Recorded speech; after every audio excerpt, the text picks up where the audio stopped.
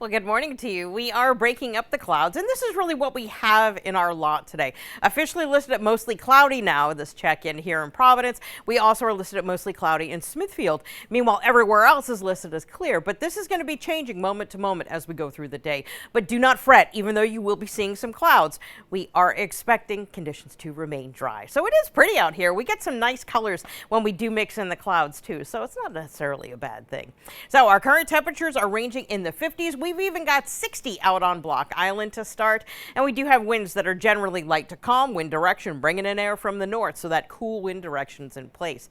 So here's our deal. We've got these high thin clouds that are going to be fluctuating through the course of the day. We don't get into the real blotting out the sun kind of clouds until we get to really tonight, and everything will be moving in advance of this. So what is this? Well, this is potential tropical cyclone number 16, and if it becomes a tropical storm, which right now it is forecast to, it would get the next name on the list, which is Ophelia.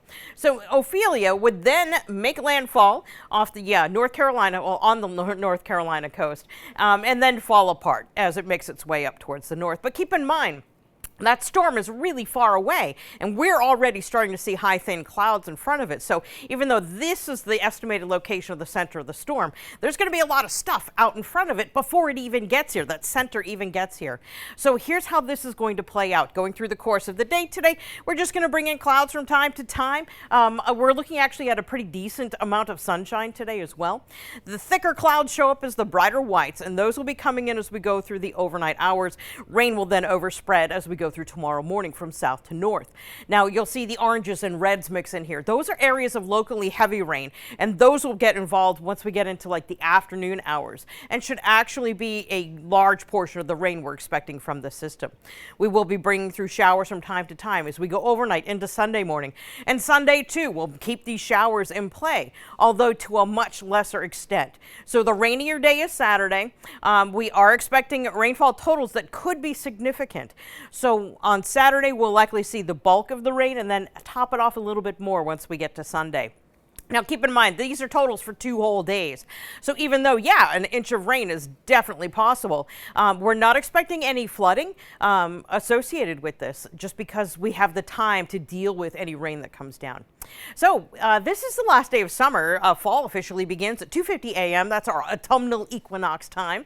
So high clouds will be increasing. It's going to give us, it'll be like someone's got a dimmer switch on the sun as we go through today. Look for a high that's going to top out at 71. Here's your forecast for tonight. Mostly cloudy. Temps will drop into the 50s once again, and that's what we typically do this time of year.